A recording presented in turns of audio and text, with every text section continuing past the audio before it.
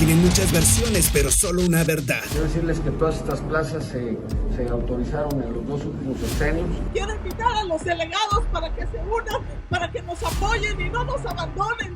Y no vamos a permitir la corrupción, que quede muy claro. Nada de venta de plazas. Todo nuestro sindicato nos vendió. Porque en algunos casos hay delitos cometidos también por quien recibieron las bases. Operación Noticias, el espacio donde desentrañamos la historia, la política y la realidad que nos rodea. Las claves, los protagonistas y las consecuencias están aquí. ¿Qué tal? Buenas noches, buenas tardes o días, dependiendo en redes a qué hora esté usted viendo Operación Noticias, una emisión más. Por lo pronto transmitido también desde las estaciones del Grupo Corporativo Radiofónico AS Comunicación, la mexicana, la poderosa, Retro y Oreja, con los AMs y FM respectivos. Y además en el canal de YouTube Política sin Corbatas y la fanpage Operación Oaxaca, Operación Noticias ya en marcha en esta tarde-noche con un tema que creo que tiene que llamarnos a la reflexión y tiene que llamarnos a la visión de tener más cuidado. Es sencillo. Protocolos, observancia de esos protocolos. Los accidentes pueden suceder en cualquier momento. Me refiero a este tremendo accidente que sucedió en la escuela François Dolto, aquí en el centro de la ciudad de Oaxaca, y que derivó en que en esta celebración del Día del Niño y de la Niña, el 30 de abril, pues estaban en una celebración. Nadie puede pensar que de manera voluntaria, ¿no? A propósito, el profesor hubiese querido quemar a los alumnos, pero sucedió. 8 menores de edad sufrieron quemaduras, 2 de ellos bastante severas, cuando tenían, me parece ser que 2 fogatas, una fogata por ahí, vamos a ver la información, encendida, y le arroja alcohol el profesor. Y al arrojarle el alcohol genera una tremenda flama ahí y les provoca las quemaduras. 2 de ellos, o uno de ellos más bien dicho, 2 tienen quemaduras graves. Uno de ellos fue trasladado a los Estados Unidos de Norteamérica, al estado de Texas, para recibir atención médica, porque las quemaduras pues estaban bastante severas. Vamos a ver la nota que nos realiza Abisaí Canseco. Fue el pasado 29 de abril cuando lo que había iniciado como una celebración del Día del Niño para las y los alumnos del colegio François Dolto terminó en tragedia tras resultar con quemaduras varios niños durante la actividad. De acuerdo con lo asentado en la carpeta de investigación, el alumnado del Instituto François Dolto fueron citados por sus maestros por indicaciones de la directora del plantel educativo, Ariela Sánchez Moreno, a participar en un campamento como parte de los festejos del Día del Niño, que se realizaría dentro del plantel en un área verde donde se instalaron casas de campaña y se prendió una fogata. Sin embargo, todo esto se saldría de control cuando el esposo de la directora y también maestro de educación física, Daniel Jonathan Isla Saldaña, en presencia de los menores de edad que estaban alrededor del fuego, lanzó un bote de alcohol etílico para avivar el fuego, el cual alcanzó a varios de los alumnos y estos resultaron con lesiones de diferente gravedad, siendo una de las niñas más afectadas, Kazumi, de 4 años de edad, que presenta quemaduras en el rostro y en más del 30% de su cuerpo, motivo por el cual fue trasladada a un hospital de Texas, Estados Unidos, y se encuentra luchando por su vida. Si bien hasta el momento la Fiscalía General del Estado aseguró el inmueble y ya comenzó las investigaciones correspondientes, se ha notificado que la directora del colegio, François Dolto, Ariela Sánchez Moreno, y su esposo, Daniel Jonathan Islas Saldaña, se encuentran prófugos de la justicia y ya son buscados por la fiscalía, informó Abisaí Canseco. Claro que se dieron a la fuga y es lógico pensarlo. Acuérdese usted que después de mucho tiempo, en el caso del colegio Repsamen, que se cayó de un temblor, que pues quién podría haber pensado que tuviera culpa la directora. Sin embargo, luego le empezaron a buscar la relación de... También murieron varios niños ahí en ese tremendo incidente, pero le dijeron, oye, es que no siguieron las reglas de construcción. ¿Y cómo lo vienen a descubrir? Ya que hubo un daño tremendo. Aquí yo no sé, no alcanzo a tener claridad todavía. Irá a ir saliendo, supongo que habrá una investigación en este caso, como la directora y su esposo, que ahí nos viene la foto y la verdad se me encoge el corazón de decir chispas. Pues no creo que ellos hayan tenido la intención de quemarlos. Pero por otro lado también los papás, yo no me quiero ni imaginar que de repente me llamen y me digan, oiga, venga, porque su hijo está aquí quemado. Oiga, ¿cómo? Pues está en la escuela. Ay, es una tragedia porque tanto en el caso de los niños y de los padres hay sufrimiento. En el caso de la directora y de su esposo, que era el maestro de educación física, pues también debe haber desconcierto y debe haber angustia, porque pues, si los detienen, los van a meter a la cárcel. A la del resto de no sé cuántos años le echaron.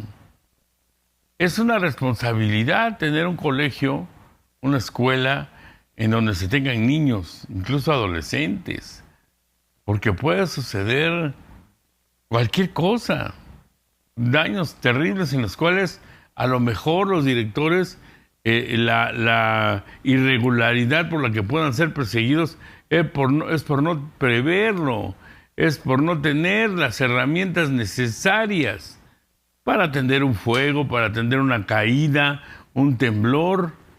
Y no solo eso, un protocolo, que eso a los mexicanos nos cuesta muchísimo trabajo.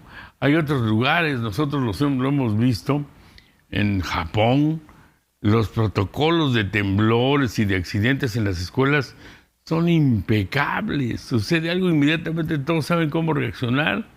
Maestros y alumnos y personal de las escuelas. ¿Por qué?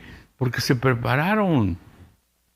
Aquí los extinguidores no tienen ni avientan lechugas porque ni siquiera están cargados. Hasta que pasa una desgracia, entonces sí vienen todas las dependencias a tratar de justificar su pendejez. Ay, miren qué pendejos. No, espérame. Es que hubo algo antes. ¿Por qué lo vienen a decir ahorita? ¿Por qué no en el momento en que las cosas están ahí planteadas y todavía no sucede nada? Mire usted, y lo que le digo, el Instituto Estatal de Educación Pública de Oaxaca, el IEPO, suspendió las actividades escolares y administrativas del Colegio François Dolto. Emilio Montero, titular del IEPO, señaló que desde el 2015 operaba en la ilegalidad. Ah, sí, director. ¿Y por qué chingado no lo habían sancionado? ¿Por qué hasta ahorita que surgió esto? Es pregunta, ¿eh? Vamos a ver. A 7 días de que niñas y niños resultaran con quemaduras de segundo y tercer grado en medio de la celebración del Día del Niño en el Colegio François Dolto, ubicado en el centro de la ciudad, el Instituto Estatal de Educación Pública de Oaxaca, IEPO, suspendió actividades académicas y administrativas que, de acuerdo al comunicado emitido, esta suspensión tiene carácter preventivo. De acuerdo a lo informado, este plantel educativo operaba la ilegalidad desde el 2015, cuando el colegio se encontraba en un domicilio no autorizado por el IEPO, motivo por el cual se canceló la clave educativa. Sin embargo, a través de una recomendación de la Comisión Estatal de Derechos Humanos, la clave fue recuperada. Aunado a esto, en 2024, el IEPO nuevamente habría ordenado la suspensión de la clave y la clausura del colegio por el incumplimiento del estatuto académico. No obstante, continuó operando. El titular del IEPO, Emilio Montero Pérez, indicó que se dará seguimiento a las investigaciones para la identificación de responsables. En torno a la situación de la clave, pues prácticamente las actividades académicas están ya suspendidas. Como hemos mencionado, existen todos los elementos, todos los requisitos. Esta escuela tramitó en su momento en un domicilio prácticamente distinto y pues es claro que estaba en un lugar distinto operando de forma clandestina. La instrucción es muy clara, existen todos los elementos para que esta clave sea retirada y como se puede apreciar, le corresponderá al Ministerio Público, a la Fiscalía, todos los elementos. Se ve claramente que existen todos los elementos para iniciar la responsabilidad, pero ya le corresponderá a la Fiscalía y al IEPO pues coadyuvar en todos los elementos que sean necesarios y sobre todo en la parte administrativa cancelar la clave que en un momento se le dio. Posterior al comunicado, Emilio Montero expresó su solidaridad con los niños y niñas afectadas, así como de sus familiares, informó Julia Vallarta. Pues esta reacción, esta forma, con todo respeto a mi querido amigo Emilio Montero, suena que vamos a tapar el pozo, ¿no? Porque ya se ahogó el chamaco. O sea, ¿por qué antes no se revisó? ¿Por qué hay escuelas operando en la clandestinidad? ¿Y qué tiene que ver la pinche clandestinidad con que se hayan quemado en una fogata por tratar de celebrar el Día del Niño? Yo pregunto, es pregunta. Si hay una escuela que sí tiene todos los requisitos, que sí está operando en regla, ¿no va a tener estos accidentes? ¿Es un asunto de los requisitos? Ahora, no quiere decir que digas, ay, los descubrí y la dejo. No. Lo que yo digo es que ¿por qué estaba operando de manera ilegal? 1. 2, no tiene nada que ver eso con el accidente. 3, lo que tiene que hacer el IEPO es supervisar que las escuelas tengan los protocolos necesarios, la capacitación y los equipamientos para el momento en que se pueda dar un accidente. Porque de otra manera, ¿de qué sirven los registros, los papeles, estar en orden si adentro trabajan con las patas? Yo no creo, usted no sé qué opine, amigo radioescucha, ciberescucha, pues que los maestros hayan tenido la intención, el maestro, la intención de que vamos a quemar a los niños. No. La pregunta es, ¿estaban preparados para afrontar un accidente? No. Aparte de que la escuela ahí tiene una gran responsabilidad, ¿quién más la tiene? Porque ahora que venga la investigación de la Fiscalía, que mire usted, yo la mera verdad, no espero nada que vayan a resolver. Ahí los asuntos duermen el sueño de los justos. Ahí no pasa nada. Lo mejor para esconder algo en un lugar secreto es que lo lleve a la Fiscalía. Ahí ya no vuelve a salir a la luz. Ahí ya nadie se entera. ¿Por qué? No sé. Así es, así son muchas de las instituciones en el país y en México. ¿Corte? Ah, correcto. Vámonos a un corte. Y de regreso vamos a ver qué dice justamente el fiscal de este tema. ¿Qué dice el gobernador? ¿Cómo están los papás? Que esos son los que verdaderamente nos duelen a todos los que somos padres. Corte.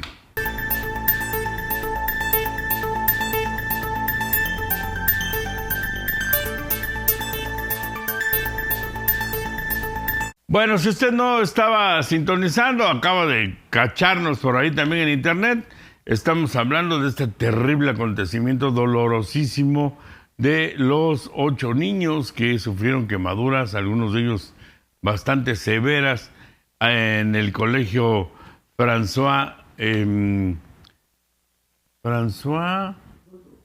Dolto, no sé por qué lo relaciono mentalmente, que es Doolittle, ¿no? Ese era el veterinario que hablaba con los animales, ¿no? François Dolto. En esta escuela sufren estas quemaduras los niños, 2 de ellos se van a Texas, el director, su esposa, la directora, perdón, y su esposo están prófugos. Y bueno, el fiscal general de justicia de Oaxaca, Bernardo Rodríguez Alamilla, dio a conocer que las investigaciones de este caso van avanzando muy rápidamente. Ahora, ¿qué les van a hacer? O sea, que, a ver, ven, ¿vas a pagar qué? Se quemaron, claro. Yo, si fueran mis hijos, estaría loco de dolor. Pero el tema es, ¿dónde está la responsabilidad? Sí, porque haces una fogata. Y luego porque no tienes allá a la mano un extinguidor para que en el momento frámbale. Y aún así, mejor no, mejor otra cosa, que no haya riesgo. Son niños pequeños. Vamos a ver qué tanto avanza, porque de pronto pareciera que lo que se busca a veces es que la paguen. No el fuego, sino que paguen la falta. ¿Y cuál es la falta? El descuido. Y que la paguen, que se vayan a la cárcel, que lo refundan 50 años. Ese es el tema. Está cañón. Hay que reflexionar estos asuntos y tratar de llevarlos a una dimensión exacta, justa. Vamos a ver qué dice el fiscal. Ante la tragedia que se registró el pasado 29 de abril al interior de las instalaciones del colegio privado François Dolto, en donde resultaron quemados 8 menores de edad, el fiscal general del estado, Bernardo Rodríguez Alamilla, informó que ya han comenzado las investigaciones correspondientes, al igual que ya se está integrando la carpeta de investigación para determinar las responsabilidades. Derivado del proceso de investigación también de la fiscalía, el inmueble ya está asegurado. Se siguen haciendo actividades de investigación al interior de los mismos, pruebas periciales sobre todo. A la fecha hay 50 datos de pruebas que se han generado a partir del propio proceso de investigación de la Fiscalía. Entre esos también entrevistas a padres y madres de familia, a las niñas y niños, informes periciales, policiales, bueno, también cámaras, ¿no?, que se pudieron obtener derivados de estos procesos. Y, insisto, derivado de este tema, bueno, se hizo el aseguramiento del lugar. En relación al tema, el Procurador de Justicia del Estado, Bernardo Rodríguez Alamilla, reiteró que la dependencia seguirá trabajando para lograr esclarecer los hechos y así lograr la reparación del daño integral para atender a las niñas y niños afectados. Lo que se está buscando en este caso, pues evidentemente es una reparación integral para las niñas, niños que desafortunadamente sufrieron pues este percance. Una de estas niñas, desafortunadamente, pues dado el nivel de quemaduras que tiene, actualmente está en Texas, ¿no?, por, ser un lugar donde entendemos se están ofreciendo garantías justamente para ayudar en el tema de las quemaduras que tienen. Otros niños más están siendo atendidos aquí en el estado y bueno, en el caso de nosotros seguimos integrando la carpeta de investigación. Informó Abisai Canseco. Se entiende el coraje, el dolor de los padres. Es un dolor insoportable. Es un coraje justo. A final de cuentas, hay que decir también, es un accidente. Ahora, hay que buscar a los responsables sin lugar a duda. Pero tendría que ser en esa actitud de un accidente, no fue un tema intencional, pero sí provocaste un daño. No todos los daños son intencionales, pero todos tienen consecuencias. Y más tratándose de la vida de un menor. Ahora, ¿tienen que comparecer? Sí, ellos son los que tienen la escuela. ¿Qué tan relevante puede ser para este accidente? Pues que no esté bien su registro, que no es el domicilio autorizado. Pues eso es irrelevante, eso tendrá que entrar a un contexto de sanción, ¿no? Lo otro, el daño a los jóvenes, el daño a los niños, ese no tiene mucha salida, ¿no? No la tiene. Y mire usted, padres y madres de familia justamente de estos niños afectados con las quemaduras, pues exigen justicia integral para sus familiares. Escuchemos. Madres y padres de familia del Colegio François Dolto exigieron justicia por los 8 menores que resultaron con quemaduras de segundo y tercer grado durante una actividad escolar realizada el pasado 29 de abril con motivo del Día del Niño. Acusan a la institución de negligencia por lo ocurrido. Victoria, madre de Kazumi, menor más afectada, relató que su hija sufrió quemaduras en el rostro y en más del 30% de su cuerpo. Tras ser trasladada inicialmente a 2 hospitales en Oaxaca, fue llevada con apoyo de una fundación a un centro especializado hospitalizado en Galveston, Texas, debido a la gravedad de sus lesiones. Los padres pidieron responsabilidades de atención urgente a las víctimas. Ver a mi hija cuando le hablamos y ella ya estaba medicada, ya estaba canalizada, la vemos y tenía quemaduras en todo su rostro. Se veía su cabello, se veía parte de sus oídos. Ella ya no nos podía, estaba consciente, pero ella ya no nos podía decir qué había pasado. O sea, en ese momento como padres se nos parte el alma ver a nuestros hijos de esta manera, y de ahí posterior ya fue toda la información médica que pudimos tener y cómo nos hicimos cargo nosotros con nuestros medios, porque la escuela se hizo caso omiso. Ni nos representaron, ni nos fueron a decir, pues nosotros pagábamos un seguro médico, resulta que el seguro médico solamente era de gastos mínimos. O sea, la gravedad de la situación de mi hija, para que la población sea consciente de que no es un juego, no estamos haciendo lucro de nada. Mi hija está grave, mi hija sigue en terapia intensiva y mi hija no merecía pasar esta situación en pleno Día del Niño. Karen, madre de Kinich, una niña de 4 años que ya ha sido sometida a 2 cirugías tras el incidente en el colegio François Dolton, denunció que los directivos informaron a los padres 1 hora y media después de lo ocurrido. Exigió a las autoridades investigar a fondo y garantizar que los responsables reparen integralmente el daño a los menores afectados. Es lo único que hemos recibido de esa señora. Un perdón en la madrugada, después de una llamada de 1 hora y media después del accidente. Se supone que de acuerdo a los protocolos de la escuela era de que si había un suceso de emergencia tenía que ser una llamada inmediata a los padres, no 1 hora y media después. 1 hora y media después, que es crucial en unos niños con quemaduras. El acompañamiento, el que por favor nos ayuden. Bueno, en mi caso ya nos están apoyando la Secretaría de Salud con mi niña para para la atención de quemaduras en el Hospital de la Niñez, pero sobre todo que nos ayuden a que ellos se hagan responsables de la reparación integral, porque no va a ser de todos, porque es la hora en la cual sigue habiendo yo soy mamá de tal y mi niño también se quemó, no tan grave, pero sí tiene el pantalón quemado. Sigue habiendo más niños que van saliendo, porque la escuela esa noche siguió su actividad de campamento. Informó Julia Vallarta. Bueno, ahí están padres y madres de familia. Afuera estaban manifestándose de la escuela y pidiendo, y bueno, con quejas que sí, también es así, ya entran dentro de un nivel que podríamos considerarlos de negligencia, como el que le avisen 1 hora y media después de lo que pasó, pues que su hijo o hija está lastimado.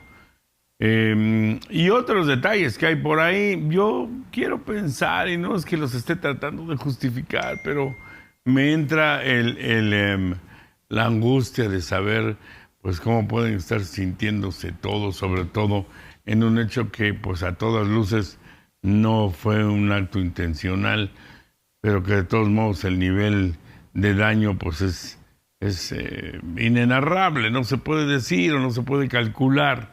Y lo único que nos queda es solidarizarnos con los padres. Tienen que exigir también ser atendidos y hasta el último punto, porque son las responsabilidades que se tienen al tener un centro de educación, donde además hay niños. Es todo un tema ese. ¿Qué dijo el gobernador del estado sobre este asunto? Lo tocó en su mañanera de lunes y esto fue lo que comentó.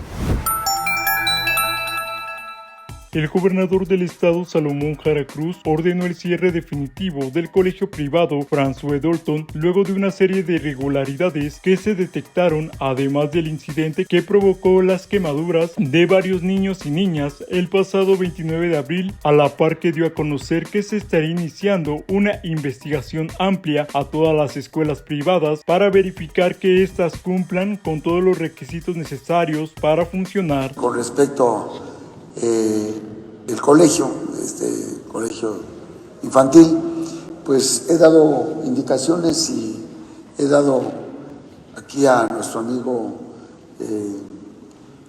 Emilio Montero, al IEPO, para que pues de manera inmediata investigue, detenga, pare y le quite la clave, si es necesario, a esta escuela. Pero sí, ya no podrá funcionar la escuela, se va a retirar su clave y su registro. Y también le dan indicaciones para que se investiga a todas las escuelas privadas para ver si cumplen con todos los requisitos. Hoy tenemos que dar a conocer cómo se encuentran las escuelas privadas. Por su parte, el director general del Instituto Estatal de Educación Pública de Oaxaca, Emilio Montero Pérez, dio a conocer que desde el año 2015 el colegio François Dolto venía presentando una serie de irregularidades por lo que operaban en la clandestinidad. Asimismo, el funcionario aseguró que se le estará dando el acompañamiento a todos los responsables del estudiantado de dicha institución para que se les garantice el acceso a otras instituciones educativas. Existen todos los elementos para que esta clave sea retirada y, como se puede apreciar, le corresponderá al Ministerio Público, a la Fiscalía, todos los elementos. Se ve claramente que existen todos los elementos para iniciar la responsabilidad, pero ya le corresponderá a la Fiscalía y al IEPO pues coadyuvar en todos los elementos que sean necesarios y, sobre todo en la parte administrativa, cancelar la clave que en un momento se le dio y que prácticamente las actividades educativas están suspendidas, pero también garantizando el acompañamiento a los padres de familia, a los alumnos que puedan optar por una institución educativa si es su decisión pública o privada, que reúna todos los requisitos en torno a que sus hijos puedan continuar con sus estudios. Informó Abisaí Canseco. Bueno, y como en cada tema, también fuimos a las calles de Oaxaca a preguntarle a la gente cómo ven este tema. Es decir, hay una percepción de que fue un accidente o hay una percepción de que hay una responsabilidad que hay que investigar y castigarla hasta sus últimas consecuencias. Se lo voy a comentar regresando del corte.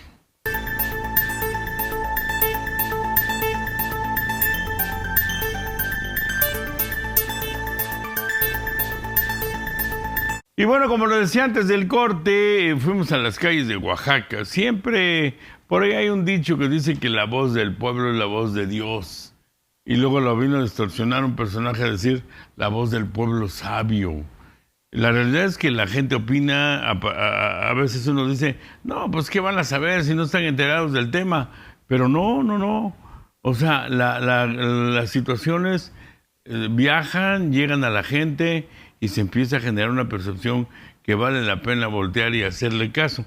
En este caso fuimos a las calles del centro de la ciudad y le preguntamos a la gente qué opinaban, si veían que era un asunto de una responsabilidad que tendría que ser castigada de manera severa o de que fue un accidente con lo que podría tener algunas atenuantes. Esto fue lo que nos dijeron. Respecto a las graves quemaduras de al menos 8 niñas y niños en el colegio François Dolto, le preguntamos a la ciudadanía oaxaqueña cuál es su opinión respecto a si hay responsabilidades de los directivos del plantel educativo en una presunta negligencia al usar sustancias flamables sin protocolos de protección civil necesarios o un accidente. Esto nos comentaron. Creo que es un tema de negligencia, ¿no? ¿Por qué podría suponer? Porque es que no es lógico que le puedas echar alcohol a la fogata. Es algo flamable. Bueno, yo creo que fue más que nada negligencia, porque bien sabido es de que, bueno, el alcohol no pudo haber, no da flama, nada, enciende y no es muy durable. Yo creo que aquí más que alcohol fue gasolina, porque al permanecer allí el flamazo, luego me parece, según escuché en las noticias, que es pasto sintético donde hicieron la fogata. Entonces, pues ahí es doblemente negligencia porque pues sabemos que es plástico, eso es flamable. Entonces sí, yo creo que falta más responsabilidad por parte de los directivos de las escuelas, ¿no? Pues puede ser que fue un accidente, ¿no?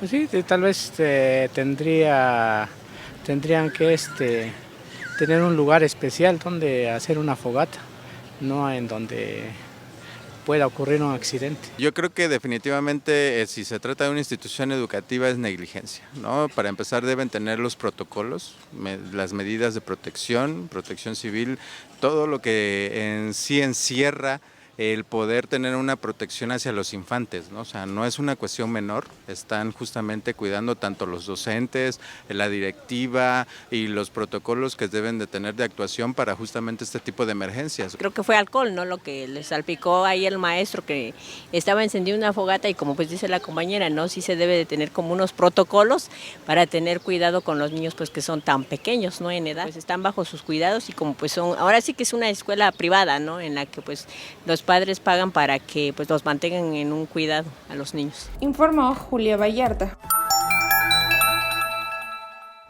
Es lo que le digo, la gente sabe, la gente en las calles, la ciudadanía tiene mucha claridad, aunque no conozca muy a fondo cada uno de los temas. En este caso, vamos a ver cómo termina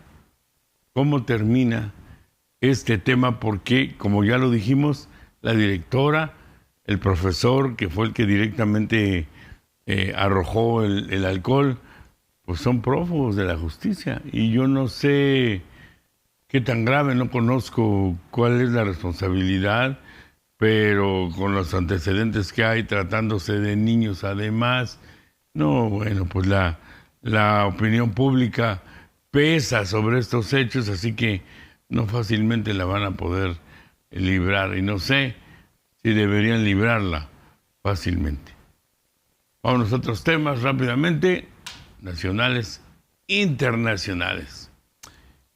Está haciendo nota relevante y con muchas cosas alrededor la elección que se realiza del nuevo Papa ante el fallecimiento de Francisco Bergoglio, que fue justamente el Papa Francisco I. Mire, le comento.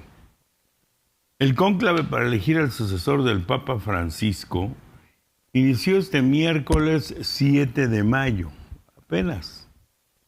Los 133 cardenales, ahí se están viendo las imágenes, que serán los electores, ingresarán a la Capilla Sixtina, donde quedarán aislados para deliberar en secreto hasta alcanzar un consenso sobre el nuevo pontífice. Yo tuve la gran oportunidad de conocer la Capilla Sixtina allá en el Vaticano, en la Basílica de San Pedro. Y en imágenes yo la había visto y se me figuraba un lugar bastante más grande. Es apenas un pasillo relativamente pequeño, donde hay cuadros y frescos de Miguel Ángel y de otros artistas. Es emocionantísimo estar ahí, sabiendo lo que finalmente se determina y se define desde ahí, desde la Capilla Sixtina, como es el caso ahora del nombramiento del futuro Papa. Tienen que hacer las votaciones. La primera del cónclave comenzó este miércoles y concluyó con una fumata negra, lo que significa que no hay mayoría de 2/3 ante los cardenales para elegir al sucesor de Francisco. Es decir, los papas están votando en papeletas, las cuales se llevan y le echan una sustancia que hace que el humo se vea negro si al hacer el recuento no hay 2/3 partes a favor de uno, y vuelven a votar. Los 133 cardenales se encierran en la Capilla Sixtina, se cierran y no permiten ni que salga nadie de ellos ni que nadie más entre hasta que haya un resolutivo sobre el nuevo Papa. Es importante, ¿por qué? Porque evidentemente se va a elegir aquel que conduzca los destinos de la Iglesia Católica y las diferentes líneas, pues vamos a llamarla así, que gobiernan a la religión, porque de alguna manera desde ahí se emiten los acuerdos y las resoluciones para condenar la homosexualidad o aceptarla, el aborto, en fin, la Iglesia hasta hoy no aprueba el aborto, por ejemplo, y es algo que muchos grupos le han demandado. Pero son la balanza de una moralidad social. Y quien la encabeza y la dirige es nada más y nada menos que el sumo pontífice. Por eso su nombramiento es tan relevante. Más aún, los activos de la Iglesia, también económicos y de poder material, no nada más espiritual, son muy grandes. ¿Tiene dinero el Vaticano? Muchísimo. ¿Tiene influencia en otros valores, en otros sistemas? Muchísima influencia. En el sector inmobiliario, en el sector de la salud. La Iglesia es toda una institución enorme y quien la dirige es el Papa. Y ahora ha fallecido Francisco Bergoglio, el Papa Francisco, y quien se llamaba además Francisco Bergoglio, y ha fallecido y se está a la espera de su sucesor. Ha habido la primera votación, el humo que salió por la chimenea de la ventana a la derecha, viendo de frente a la derecha de la plaza de San Pedro, Jorge Mario Bergoglio, Papa Francisco. Él no se ponía primero, era solo Francisco. Y además, primer Papa de la Orden de los Jesuitas. Nunca había habido uno en la historia de la Iglesia, un jesuita que fuera nombrado Papa. Y por eso decían también que era el Papa negro.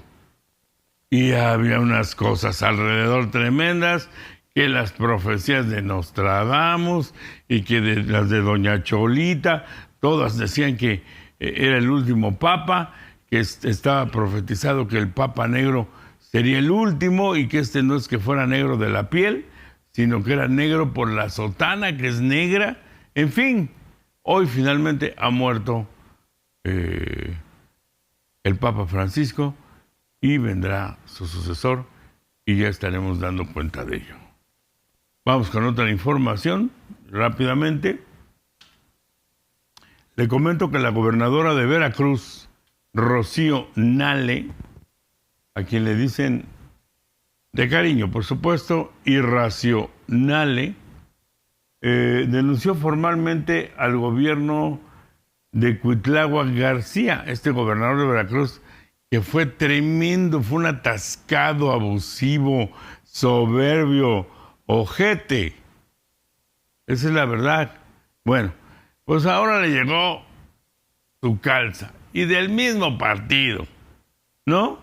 Rocío Nale ha presentado ya una formal denuncia por daño patrimonial brutal, dice ella, en los servicios de salud. Son más de 1.600 millones de pesos, según reveló la Auditoría Superior de la Federación en la cuenta pública del 2023.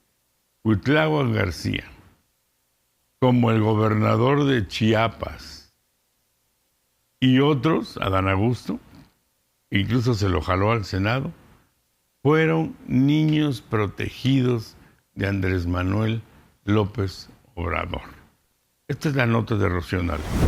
Gobernador, en el tema de la Auditoría Superior de la Federación, estas observaciones a la Secretaría de Salud. Sí, bueno, ya el Contralor ya hizo la denuncia pertinente, porque nosotros tenemos que darle seguimiento a esto, y si hay daño patrimonial, que es así, pues se tiene que llamar a cuentas a quien fue el secretario del secretario, el exsecretario de Salud.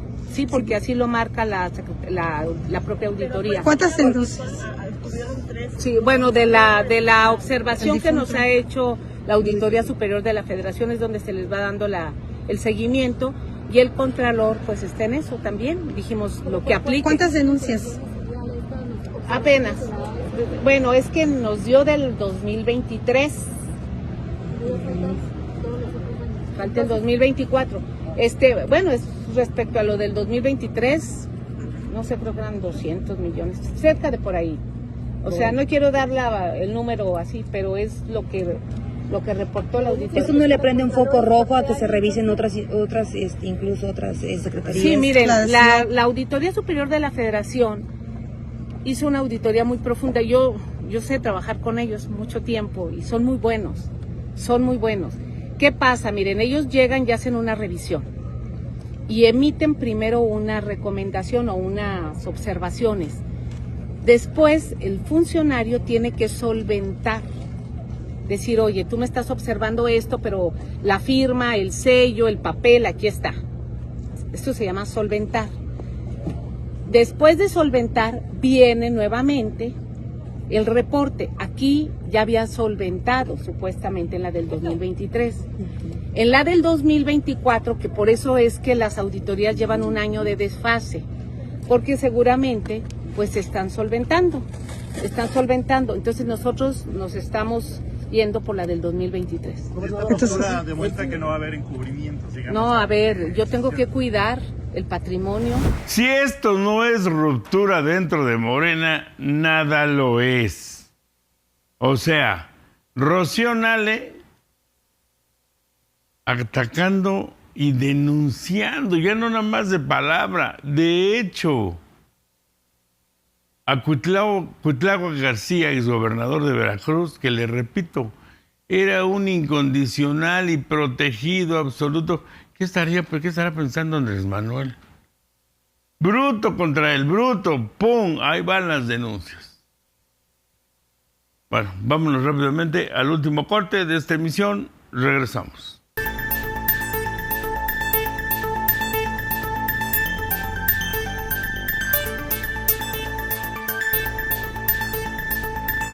Y bueno, ya ve usted cómo son estas cosas.